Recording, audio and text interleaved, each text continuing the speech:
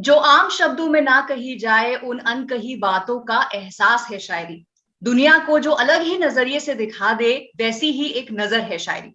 हम लोग कई बार अपनी बातों को नहीं बयां कर पाते हैं, लेकिन उन्हीं एहसासों को शायर और कवि इतनी खूबसूरती से बयां कर देते हैं कि दुनिया वाह वाह कह उठती है।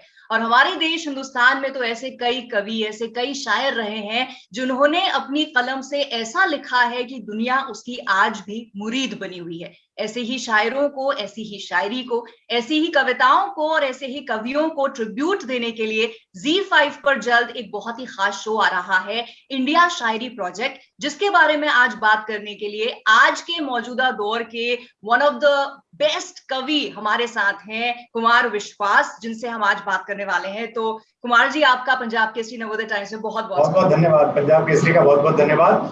मैं पंजाब केसरी का बहुत पुराना पाठक रहा हूँ और संपादक जी जगत नारायण जी से लेकर आज तक जो संघर्ष वो करते हैं उसके लिए मैं उन्हें सलाम करता हूँ, उन्हें सल्यूट करता हूँ। ओके, अच्छा, ये जो शो है इंडिया शायरी प्रोजेक्ट, इसके बारे में, इसके कॉन्सेप्ट के बारे में थोड़ा सा प्लीज शेयर कीजिए। देखिए निधि, ये हिंदुस्तानी टेलीविजन का, भारतीय ओटीटी का पहला सबसे बड़ा पोइट्री का शो है और इसे देश का जो सबसे बड़ा स्वदेशी ओटीटी प्लेटफॉर्म जिसे मैं कह सकता हूँ, Z5 ओटीटी प्लेटफॉर्म तो है, लेकिन बाहर से बहुत सारे लोग आए हैं। हॉलीवुड में जिनके मेन ऑफिस है, वहीं से कंसेप्ट चलती है, वहीं से क्या हमारी जनरेशन को दिखाया जाना है उसकी लैब चलती है। लेकिन ये एक प्लेटफॉर्म ऐसा है जिसने इस तरह से सोचा और वो सोच सकता था, तो आज तक का सबसे बड़ा शो है। इसका पहला सीजन हम लेकर आ रहे हैं इंडिया शायरी प्रोजेक्ट का, जिसमें हर बार की तरह इसमें मेरे अलावा 3 और प्रतिभागी हैं जो देश के बड़े नाम हैं, जिनमें जावेद अख्तर साहब हैं, कौसर मुनीर हैं जो बहुत फेमस लिरिसिस्ट हैं, मुंबई की फिल्मकार है बहुत बड़ी, और साथ में जाकिर हैं जो बहुत ही पॉपुलर इन दिनों फेस है यंगस्टर्स में, और ओटीटी प्लेटफॉर्म पर तो उनकी काफी धमक भी है, उनके यूट्यूब पर भी बहुत सारी चीजें फेमस है। और हम लोग तो हम बात कर रहे हैं आजादी के रेफरेंस से, आजादी के फ्रेम से कविता का मुहावरा। आजादी में कौन कौन सी कविता इस्तेमाल हुई, कैसे कैसे हुआ, बिस्मिल कैसे शायर थे, और रंग दे बसंती चोला कैसे बना, बहुत सारी चीजें हम इसमें हैं और फिर सब लोग परफॉर्म भी कर रहे हैं। और आजादी का हम लोग के लिए मायने क्या है। एक बिल्कुल मेरे बाद का आया हुआ लड़का जिसने इंदौर भोपाल के कवि सम्मेलनों में कुमार विश्वास को सुना, वो लड़का आज बॉम्बे में अपना काम कर रहा है, पॉपुलर हो रहा है, तो वो अपनी आजादी को कैसे देख रहा है कि डेमोक्रेटिकली उसे इतनी आजादी मिली कि वो यहाँ तक पहुंचा। और एक आदमी जिसके परदादा गालिब के उस्ताद रहे, चचा गालिब के, जावेद अख्तर, जिनके पूरे खानदान में मजाज से लेके और पुरतुल हैदर से लेके जिधर नजर घुमाइए उधर खलीफा ही खलीफा है और खुद में भी वो खलीफा ही है, तो उनसे पूछ रहे हैं। और एक बिल्कुल नई लड़की जो अंग्रेजी पढ़ी है और जो उस तरह से आई है और वो लिख रही है कि फलक तक सर चल साथ चल, या सुनो ना संगमरमर के किनारे। और एक कुमार विश्वास जो इंजीनियर बनाना चाहते हैं, जिसके वालिद उसको, बाप उसको, और वो शायर बन गया है, वो एक्टिविज्म भी करता है, पॉलिटिकल पार्टी फ्लोट करता है, सरकारें बनाता है, वहां से वापस आता है, जाता आता है, वो शायरी के साथ सफर कैसे करता है। तो मुझे लगता है कि ऐसा शो अभी तक तो बना नहीं है और मुझे बड़ी उम्मीद है इस सीजन से भी और अगले सीजन से भी, और इसके रीजनल सीजन भी आएंगे तमाम भाषाओं में जहां जहां जी नेटवर्क काम करता है, वहां कोशिश करेंगे। उम्मीद करता हूं मैं इस नेटवर्क से कि वहां तक हम ये बात लेके जाएंगे। जी जी, बिल्कुल आपने ठीक कहा कि इस तरह का शो जो है, एक जो पूरा पोएट्री पे और शायरी पे ही बेस्ड हो, उसी को डिवोटेड हो, वो तो यकीनन हमने हिंदुस्तान में तो आज तक नहीं देखा है। हालांकि शायरी और पोएट्री को लोगों ने अपनी जिंदगी में बहुत इस्तेमाल किया है, क्योंकि जैसे मैंने शुरुआत में भी कहा था अपनी ओपनिंग में कि कई बार हमें जो आम शब्दों में हम बातें नहीं कह पाते हैं, वो शायरी के जरिए हम बखूबी कह पाते हैं। तो ये जो एहसासों की या शब्दों की अभिव्यक्ति एक शायर के पास, एक कवि के पास होती है, आपको सबसे बड़ी ताकत क्या लगती है उसकी? सबसे बड़ी ताकत ये लगती है कि आपको एक पोएटिक लाइसेंस मिलता है, बहुत मुश्किल से मिलता है। आज आप एक छोटी सी जिसे कहते हैं ना शूटिंग की प्रैक्टिस करने के लिए, निशानेबाजी की प्रैक्टिस करने के लिए भी अगर आप एक राइफल मांगे जिसमें रबर की और बियरिंग बॉल की गोलियां होती हैं, तो भी आपको लगता है कि इसको इस इलाके में करना है, किसी को लग तो नहीं जाएगी, उसकी एक शूटिंग रेंज होती है। लेकिन शायर को ऊपर वाले ने ऐसी अंदर से आग दे दी है जिसका डिस्प्ले वो कभी भी कर सकता है। वो आधी रात खड़े होकर गजल गाता है, वो एक चौराहे पे खड़े होकर हजारों लोगों के सामने अपना गीत सुनाता है, वो अपनी बात कहता है, लोग सुनते हैं।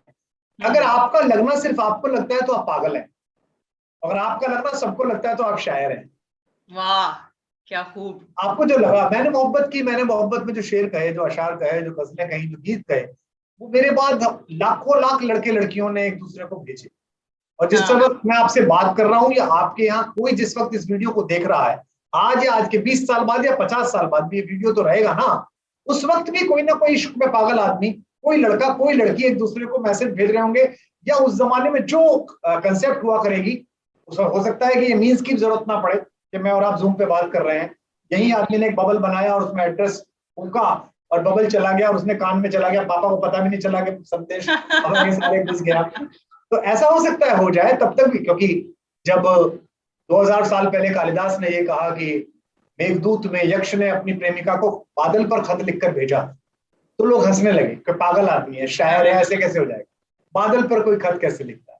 लेकिन अब जब हमारे फोन पे आके एक वॉइस नोट आता है, एक वीडियो आता है, एक MMS आता है ना, तो बादल से उतर के क्या कहते हैं, आई क्लाउड कहते हैं, क्लाउड उसी क्लाउड में से आता है ना, तो इसका मतलब मेरा पूर्वज वो ही वाज राइट, और इन विज्ञानवानों का पूर्वज वो हंस रहा था हम पर।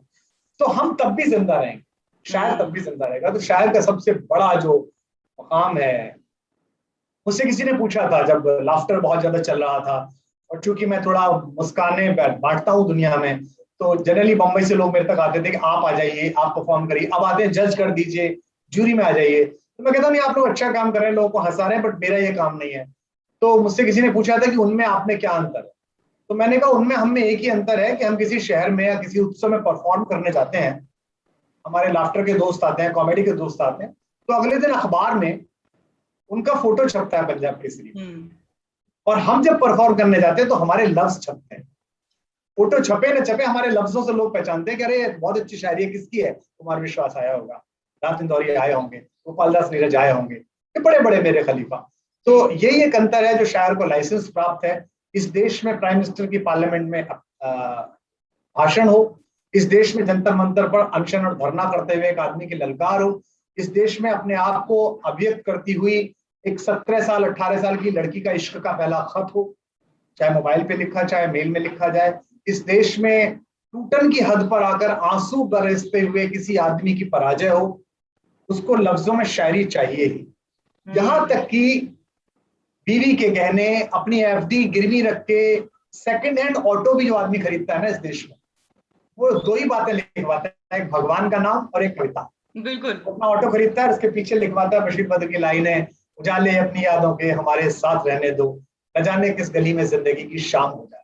तो बशीर बद्र तो भोपाल में लेटे हुए हैं जी, उनको अल्जाइमर हो गया, याद नहीं रहता है कि उन्होंने कौन सा शेर कहा है, लेकिन इस देश में लाखों ट्रक घूम रहे हैं जी, इस देश में लाखों बसें घूम रही, इस देश में लाखों टेम्पो घूम रहे हैं जिनके पीछे बशीर भाई का शेर लिखा। बिल्कुल, मैंने खुद ने शालीमार बाग के और कई जगह पर अपना कोई दीवाना कहता हुआ ट्रक के पीछे लिखा, और मैंने उसके ट्रक के बिल्कुल बगल में गाड़ी लगवा के और ड्राइवर की तरफ हाथ हिलाया, तो वो या तो पहचाना है, उसने मूड की तरह देखा कि क्या क्यों कर रहा है, मैं तेज तो चला नहीं रहा हूँ, मैं उसे कैसे बताऊं।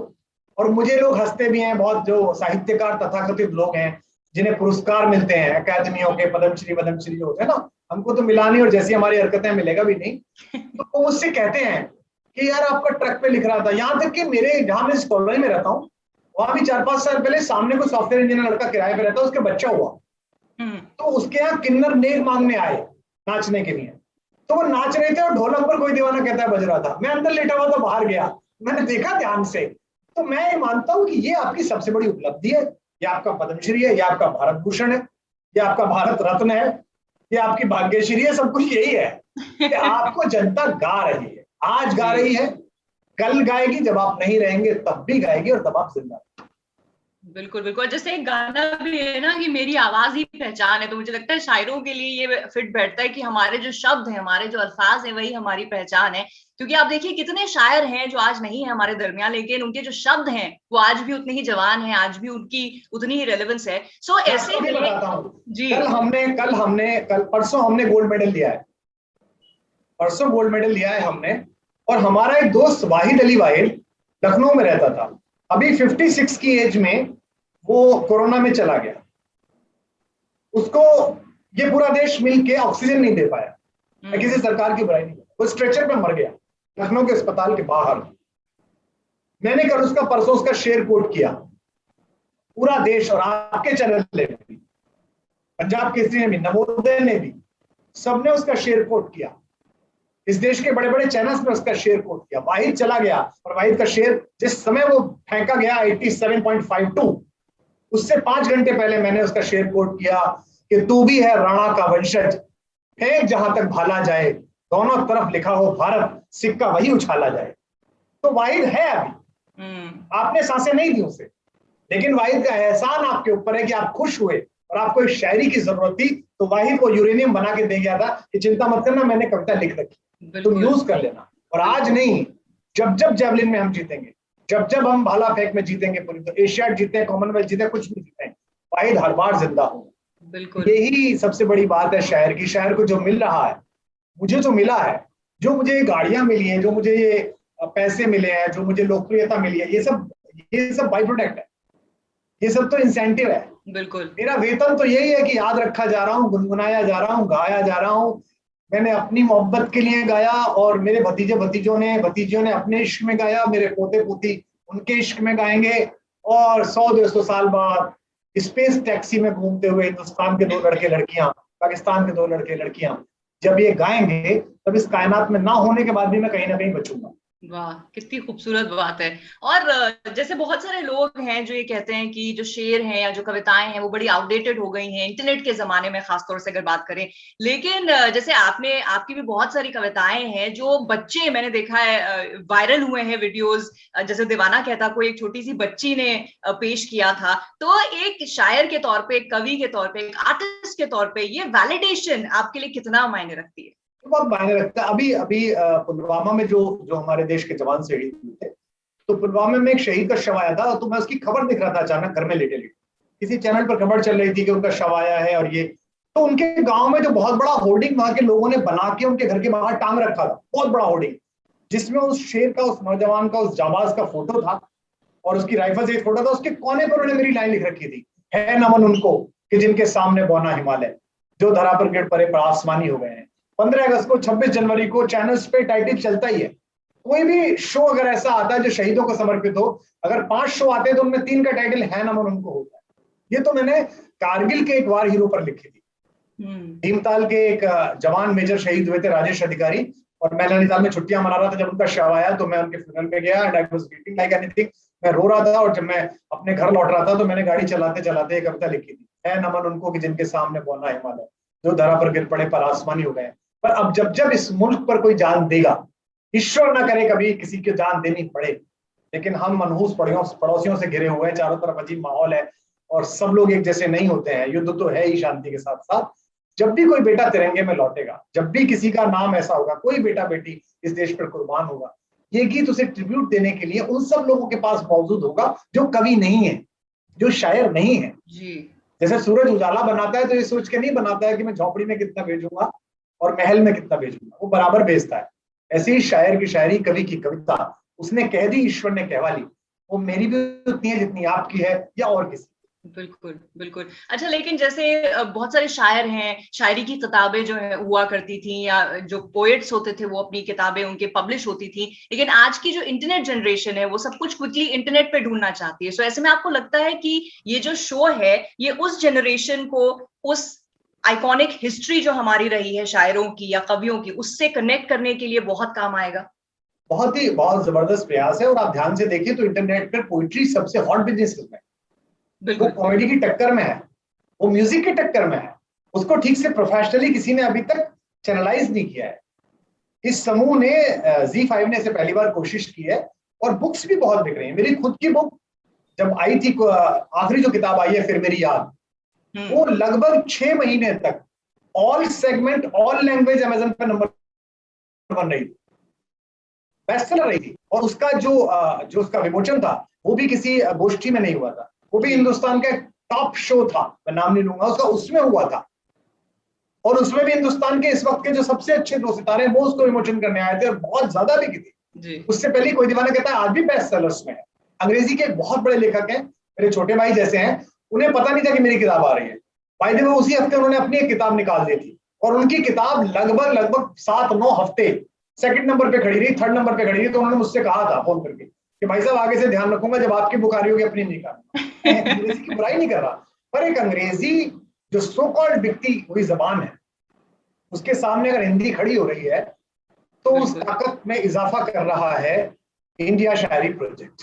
Correct correct. और ये आगे भी ऐसे ही ग्रो करे। ऑब्वियसली जितने बढ़ने वाले शायर हैं या जितने लोग लिखना चाहते हैं उनको डेफिनेटली एक इंस्पिरेशन मिले। लेकिन जैसे मैंने कहा शुरू में कि अपने एहसासों को बयां करना ये एक कला होती है जो सबके पास नहीं है। ऊपर वाले का करम शायरों के पास है, कवियों के पास है, आम लोग तो उनसे ही चुरा कर अपने दिल के एहसास बयां करते हैं। लेकिन कुमार जी, आपने कब जाना कि आप में लिखने का हुनर है? और जैसे कि आप एक इंजीनियर की पढ़ाई कर रहे थे, लेकिन वो ना करके आपने अपना ये फील्ड चुना, तो वो बेसिक फर्स्ट नॉलेज आपको कब आई कि मैं लिख सकता हूँ? दरअसल आप कभी होते हैं, शायर होते हैं तो आप बनते नहीं हैं, आप होते हैं। बिल्कुल। और आप घर वालों के रोकने पे रुकते नहीं है। मेरे साथ तो हुआ ही हुआ। लेकिन आपको बताऊं, मैं इंग्लैंड में एक बहुत मशहूर शायर है, हुआ है कवि, हुआ अलेक्जेंडर पोप। ओके। वो लॉर्ड था, मतलब वो लोग रईस थे वहां के, बड़े जमींदार की रियासत है, अकेला बेटा था और शायरी करता था। तो उसके जो फादर थे, जो वॉरियर थे, जो ब्रिटिश सेना में बड़ा पद था, बहुत परेशान थे उससे। और वो हर बार उसे थप्पड़ मारते थे, मारते पीटते थे, कविता मत लिख, पोइट्री मत लिख, तलवारबाजी कर, बंदूक चलाना सीख, घुड़सवारी सीख। तो एक बार उन्होंने उसको बहुत मारा और कहा कि मैं तुझे मारूंगा, तू पोइट्री बंद कर। तो उसने कविता में बोला कि फादर फादर मर्सी सेक, मुझ पे कृपा करिए, father father mercy sake, I will never poetry make. मैं आगे कविता नहीं लिखूंगा। बाप ने और मारा, साले पिटता पिटता भी कविता लिख रहा है। और फिर उनकी समझ में आ गया कि कवि बनेगा ही। तो कवि होता वो अंदर से होता है, उस पर धार रख सकता है, केवल अच्छा बुरा हो सकता है, बाकी वो अंदर से होता है। तो बचपन से अंदाजा था कि मैं शब्द जोड़ता हूँ, लिखता हूँ। पिताजी ने, चूंकि उनको मेरी चिंता थी, मेरे भविष्य की चिंता थी, और एक अध्यापक पिता को ऐसी चिंताएं होती हैं, उन्होंने काफी कोशिश की, लेकिन उनकी कोशिशें नाकामयाब रही और मैं कामयाब रहा। तो यही सफर है और सबको शुभकामनाएं। आपसे बात करके बहुत अच्छा लगा निधि, और मैं आशा करता हूं कि इंडियन शायरी प्रोजेक्ट में तमाम आपके सुनने वाले अपनी प्रविष्टियां भेजेंगे, इस प्रोग्राम को ZEE5 पर देखेंगे, अपनी रिएक्शंस भेजेंगे, और उनमें किसी को लगता हो उसके पास कविता है और मौका नहीं मिल रहा, तो हम यहाँ खड़े हैं, वो हमारे साथ बैठकर कविताएं सुनाएगा, मैं इसका वादा करता हूं। कितनी बढ़िया बात है। बस जाते जाते अपने अंदाज में हमारे दर्शकों और आपके फैंस को आप कुछ कह दीजिए। बस मैं उनसे यही कहना चाहता हूं कि आप 100 कविताएं लिखिए, तब एक कविता लिखिए, और छलकने की जल्दी मत करिए। आधा गिलास भरा है तो उसके पानी को बाहर मत दीजिए, पूरा भरने दीजिए, अपने आप बाहर निकल के आएगा। जॉन एलिया का एक शेर है, हम जो अब आदमी है पहले कभी, हम जो अब आदमी है पहले कभी, जाम होंगे छलक गए होंगे। तो इसको पूरा भर जाने दीजिए पहले को, फिर छलकिए, फिर देखिए दुनिया ऐसी मस्त होगी आपको पीकर कि आपका नशा शताब्दियों तक ना हो। बहुत शुक्रिया, बहुत धन्यवाद। बहुत धन्यवाद। आपसे बात करके बहुत ही आनंद आया मुझे, एंड थैंक यू इस इंटरव्यू के लिए।